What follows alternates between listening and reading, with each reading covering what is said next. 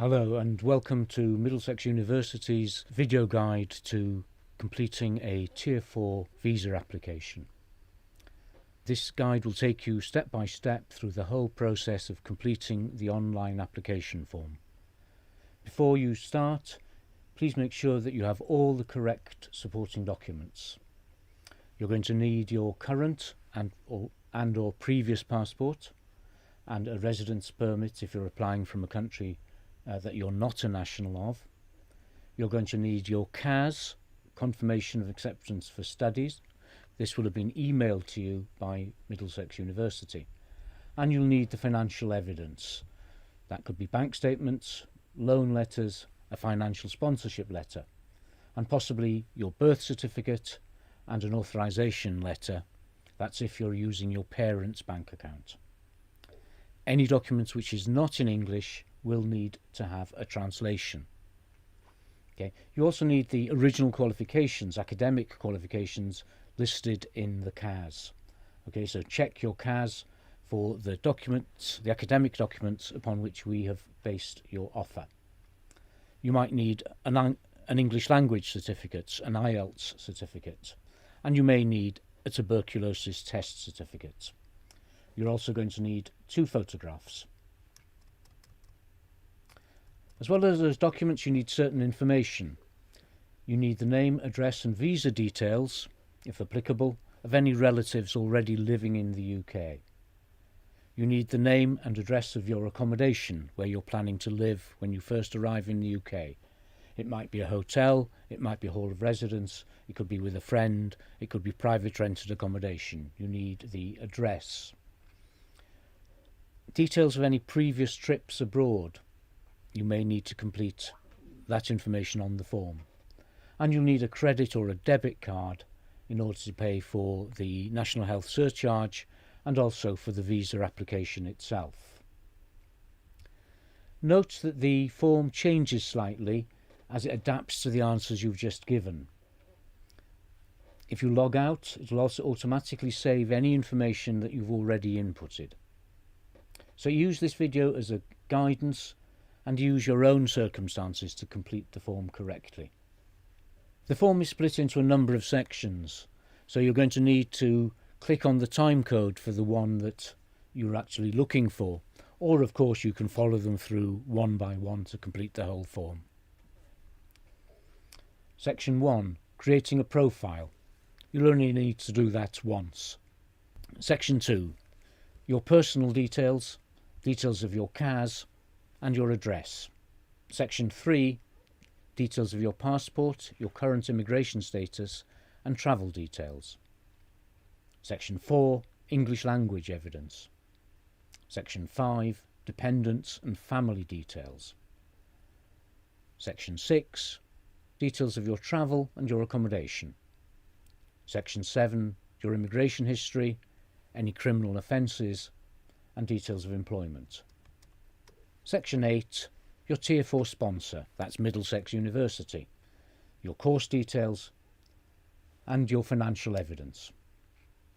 Section 9, additional information, the declaration, that's the last chance to review your application and confirm that everything you've inputted is correct. Section 10, the immigration health surcharge and the payment for that. Section 11, your biometric residence permit pickup. That's the card that you'll need to collect either from the university or from a post office once you've arrived in the UK. And Section 12, payment and appointment booking. To start your application, you're going to need to navigate to www.gov.uk. And then you'll see a tab, Visas and Immigration. Visas, Asylum and Sponsorship. Okay, click on that Visas and Immigration tab, and that's going to take you through to a page where you choose Student Visas. So scroll down till you find Student Visas, and then on the next page, Tier 4 General Student Visa. Click on Apply. And then choose the option Apply from outside of the UK. choose Tier 4 General Student Visa. And then you need to tell them where you're making your visa application from.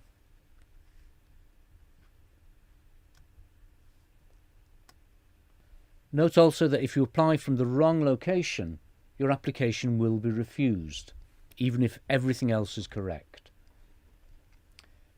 Once you've inserted the country, the location that you intend to apply from, you can't change it. So if you make a mistake, I'm afraid you have to start the whole thing again. Okay, so you need to enter the country where you are going to be applying from. Generally, that needs to be your home country, the country of your nationality. If you have more than one passport, use the nationality that is given in the CAS. Using the drop-down menu, choose the country and then the location. A new page will appear with all the locations where you can go for an appointment, to do your biometrics and to hand in your documents and to do the credibility interview. So choose one that's near your home. And then click on the option. I can go to an appointment at one of these visa application centres.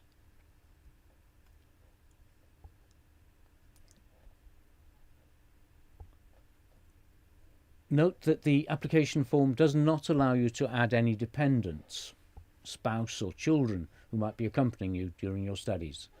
Dependent applications are made separately.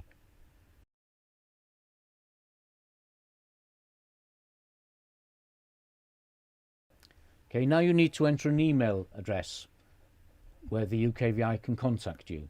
So choose an email that you will continue to use for a while. The UKVI might well contact you by email in the future. You'll need to choose a password. That has to be at least 8 characters. It needs to include at least one letter and one number or symbol.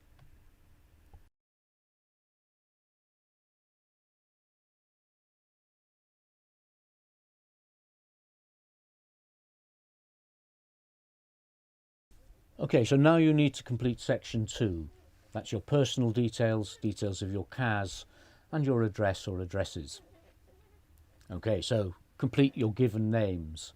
Your given name is your first name, and your family name is your surname. Okay, if you're not clear about that, or if you don't have a surname or family name, click on the box, I'm not sure how to enter my name. And then you can choose, I do not have both a given and family name. Okay, this will provide you with a new box where you can enter the name as it's stated in your passport. It's now going to ask you, have you ever been known by another name? Tick yes only if you have legally changed your name, perhaps because you've got married or adopted. The question, do you have a confirmation of acceptance for studies number? You need to click yes to this and enter the CAS number. Okay, so we've sent you a CAS by email. You'll see the CAS number, it starts E4. Make sure the details in the CAS, your name, your date of birth, the course start date and the course end date are correct. It may well be difficult to change the details once the visa is issued, and this may involve some considerable expense. Okay, so double check the CAS, make sure all the details are correct. If your CAS has not been issued, you can click no and continue with filling in the other sections. But you're going to need to go back and complete the CAS number before paying. If you make an application without a CAS number, it will be refused.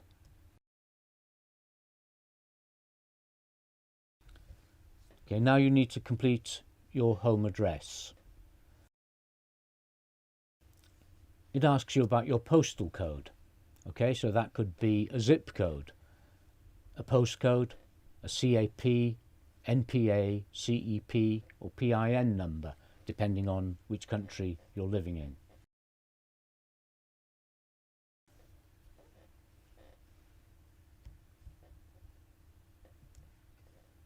And your phone number.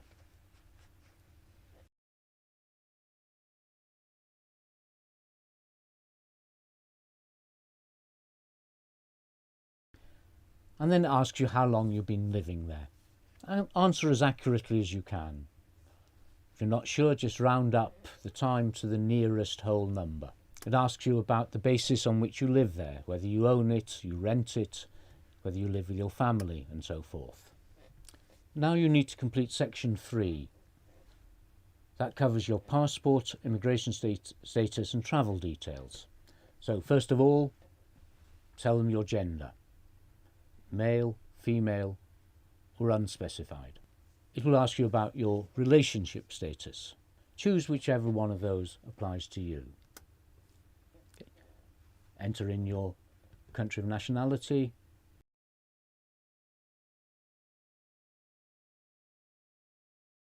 your date of birth,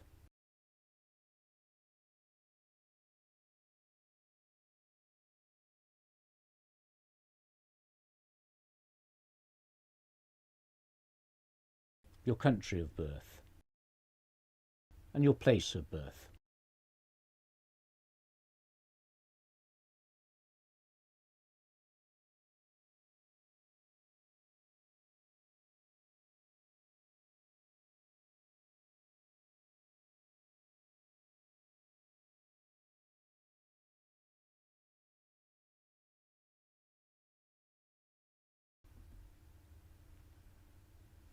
Then look at your passport and enter the details of your passport or travel document.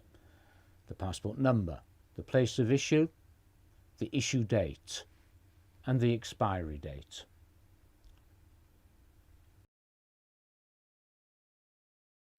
If you have more than one passport, you need to provide the details. In the question, do you have another passport or travel document? Select yes or no. If you select yes, it will ask you for the details of the other passports you hold. And then it asks you, do you have a national identity card? If you have an ID card but you don't have it with you, then you can click no. Also click no if your country does not issue a national ID card.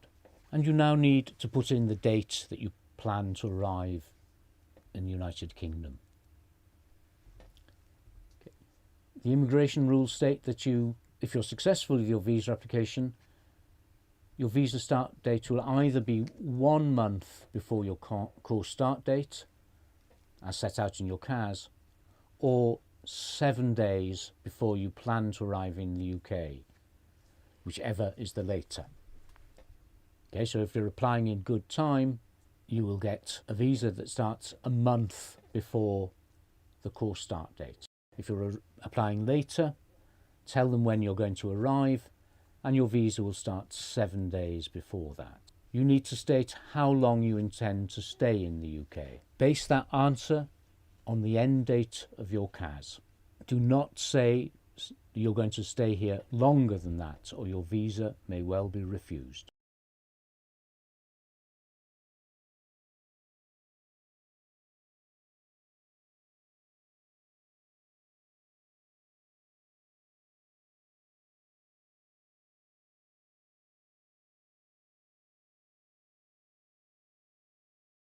The next question is, are you coming to the UK to study at a higher education institution? So Middlesex University is a higher education institution. You need to tick the box that says yes. And then it asks you about whether the university has assessed your English language ability. Okay, so if Middlesex University has assessed your English language ability, by previous studies, for instance, it'll be stated in your CAS, and you can tick the box yes. If, however, your CAS states that you are providing an IELTS certificate, then you tick the box that says no. And another box will appear which asks you for details of your IELTS for UKVI visa test. Okay, so now you've moved on to section 5. That asks about dependents and details of your family. So, the first question, does anyone rely on you for financial support? You need to give details of anybody who's travelling with you to the UK, if anybody, but also those who are not. Be aware that one of the conditions of your visa is that you and your family have enough money to support yourself during the period of your studies in the UK without having to work. It asks you whether these dependents will be included in your application.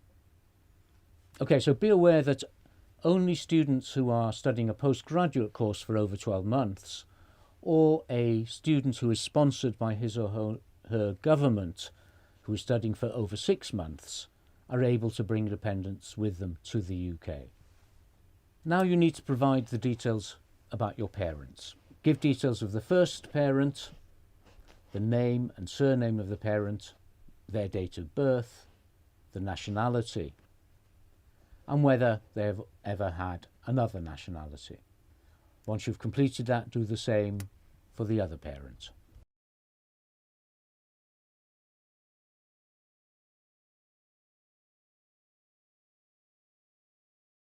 Then it's going to ask you, do you have any family in the UK? And you need to give them details of any members of your immediate family who are already here. And the form will require you to give details of their visa status and their passport number. Make sure you've got this information to hand. You must disclose as much information as you're able to. If you're not able to get in touch with the relatives, click the box that says yes, and then I cannot contact my relative. You then need to explain on the form why that is.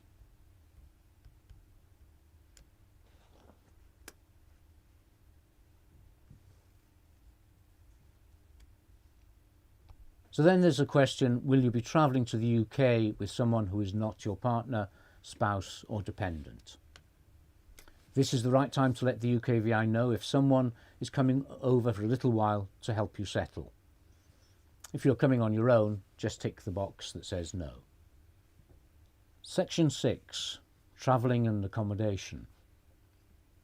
Okay, so the first question they're going to ask you, do you have an address for where you're going to stay in the UK? If you're planning to live in one of the university's halls of residence, make sure you've got the correct postal address. It'll be in the contract that's been sent to you, or you can find it on our website. If you haven't got permanent accommodation yet and perhaps have booked a hotel or a hostel, put in those details. But if you still don't know where you're going to be living, if you've applied for accommodation and haven't had a response yet, you can always put in the university address. Okay, you'll find that in your CAS. But if you know where you're going to be living, give those details. You need to enter the details of when you're going to arrive there. And if you know, the details of when you're going to leave there. So if you've booked your flight, give the details of when you're planning to arrive in the UK. Otherwise, just estimate the dates. For the leaving date, use the course end date in your CAS. Section 7, immigration history, criminal offences and employment. It asks you how many times have you been to the UK in the last 10 years. If you choose anything other than 0, then a new box will appear. And you need to put in the information as to how many times and when you've arrived. Okay? You need to provide the details of the purpose, whether it was tourism, business, study, transit or some other reason. If you've previously been in the UK, for example as a tourist, you will need to provide previous visa or flight booking details, perhaps hotel reservations, to help fill in these boxes. You must make an effort to declare as many trips as you can remember. It's important you give full and accurate details. The form asks you, have you been issued with a UK visa in the past 10 years? If you answer yes to this question, a new box will appear and you need to enter those details. And it asks you about previous visits to Australia, Canada, New Zealand, the USA or the Schengen area. Again, if you answer anything other than 0, a new box appears and you put in the details of your previous visits. The form asks you about previous refusals, whether you've ever been deported or removed from the UK, required to leave, or refused entry at a UK border. If you answer yes to any of those questions, you need to provide additional information, such as the dates of the refusal, details of what happened. If you don't remember, check your refusal letter or speak with one of our advisors.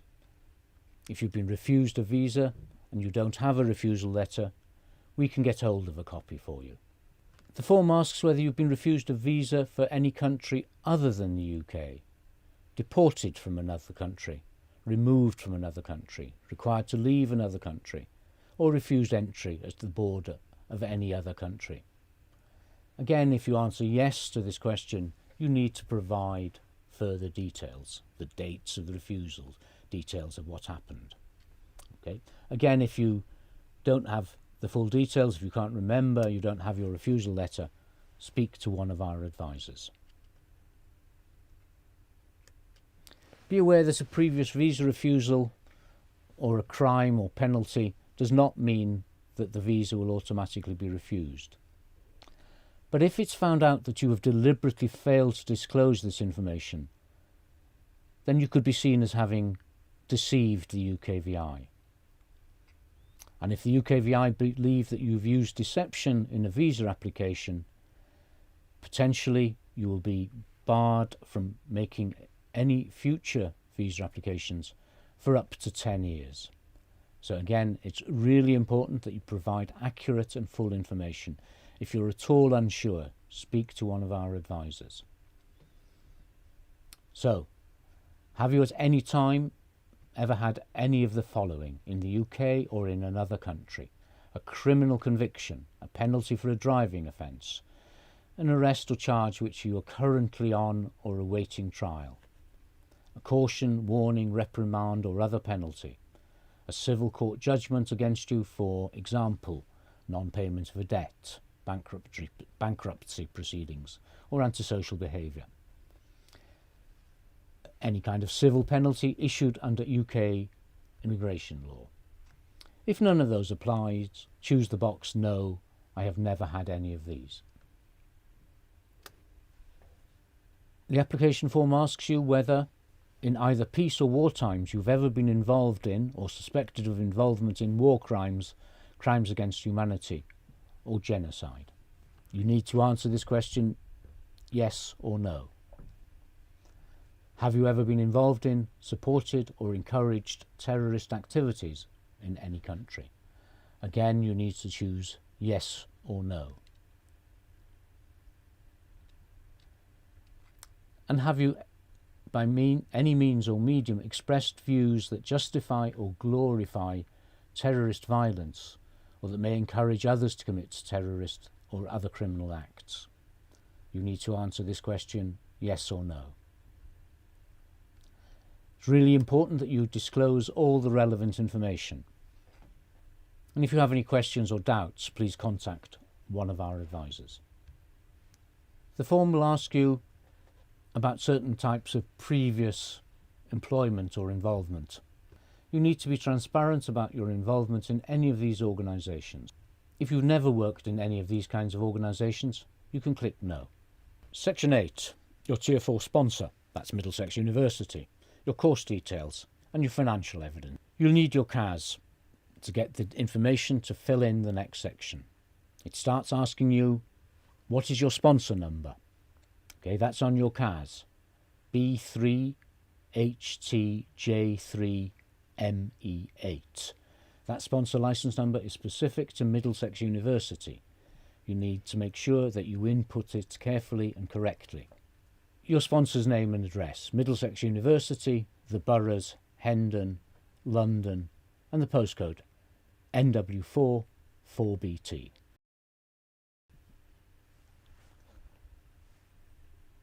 The form asks you, are you studying at a school or higher education institution? Click the box for higher education institution, and it asks you whether the details you've just inputted for the address is the site where the majority of your studies will take place. You need to click the box that says yes. The form asks you whether you've applied for your course through UCAS, that's the Universities and Colleges Admission Service. Answer yes or no.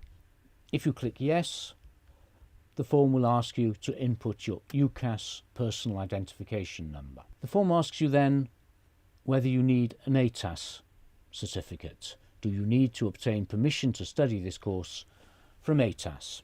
Look at your CAS. If the section on ATAS is blank, then you do not need an ATAS certificate, and you can tick the box that says no. If you do need an ATAS certificate, you will see the details of that on your CAS, so tick yes and complete those details on the visa form. The form asks you about financial sponsorship. You need to be clear about what financial sponsorship means in this context. It is not the same as receiving money from your family members. Your parents may be supporting you financially, but as far as the UKVI are concerned, that is not sponsorship. So official sponsorship can only come from the UK government or your own government or an agency of that government, from a university or from an international company or organisation. So if you have a scholarship, internship, fellowship or training programme funded by one of those organisations, tick the box that says yes. The next question asks you, how will you evidence that financial sponsorship? So if you're being sponsored by the UK government, your own government, a university, an international company or organisation, then you need to say how that is going to be evidenced. It might be that it's evidenced on your CAS. Your Tier 4 sponsor, the university, might have confirmed that on the CAS. You may have a letter of official financial sponsorship. The form now asks you about maintenance funds. You need to show that you have sufficient money to cover your course fees and your living expenses. Your course fees will be stated on your CAS. Your living expenses will normally be £11,385.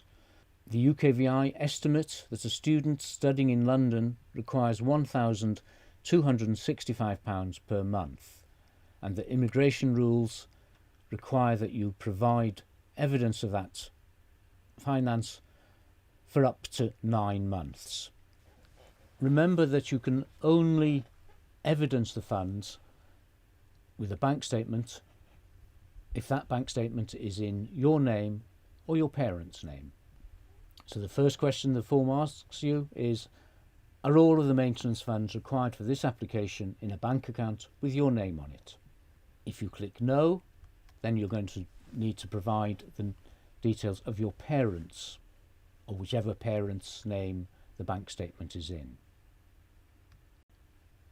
The form asks you the name of your sponsor institution, which is Middlesex University.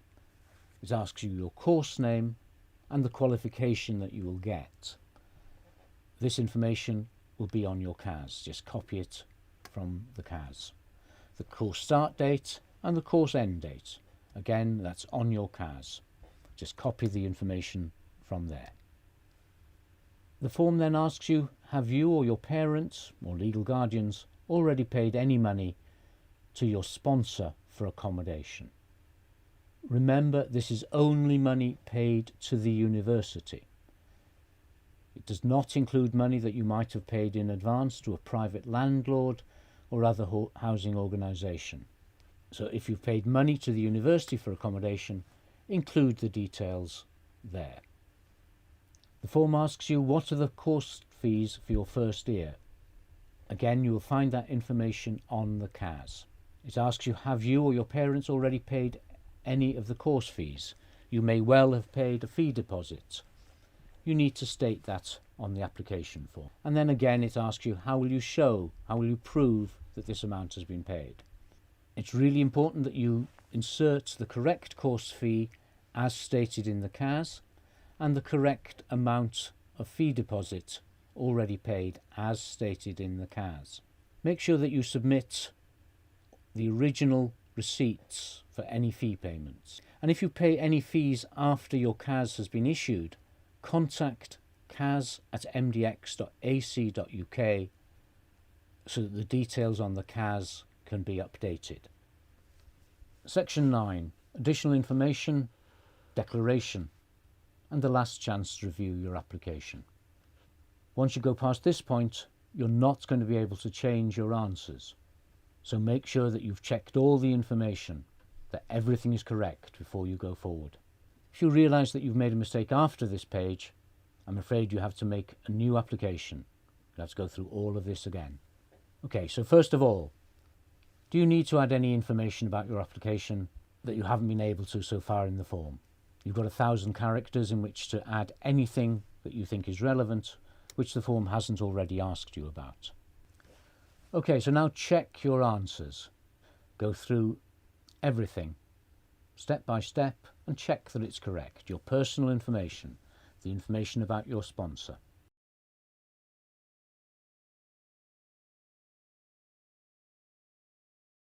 And the information about your financial evidence and other documents.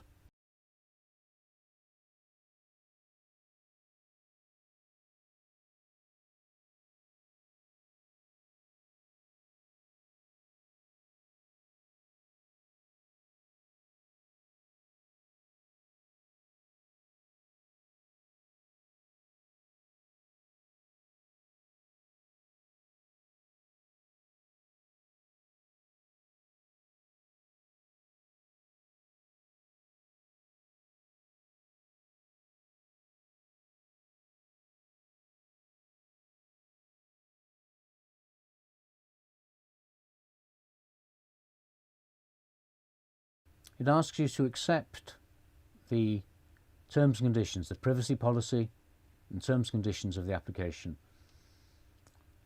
Read that before you click I accept the above. Once you click that box, you can't change anything, so make sure that everything is correct. Okay, the form will now tell you if there's anything missing. Is there anything that you were required to provide that you haven't already? Go back and insert anything that's missing. Section 10, Immigration Health Surcharge and the payment. Make sure you've got a debit card or a credit card to hand, and if it's not your card, the permission of the account holder. First of all, to pay the National Health Surcharge. That's the money that you pay for the use of National Health Service facilities while you're studying in the UK. If you're ready, go to the IHS website. Scroll down until you find a green box which says Continue. Click on that.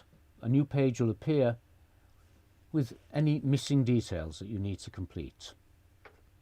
Click on anything that's in red and input any missing information. The form now asks you about your location. Are you applying from the UK? You need to answer no to that. If you are applying from the UK, I'm afraid you're using the wrong form, and you need to start again using a different form that allows you to apply from within the United Kingdom.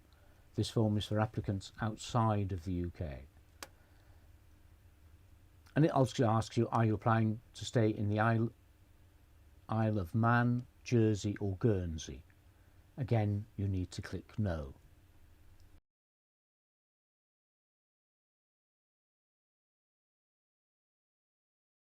Okay, now it asks you some questions about your course.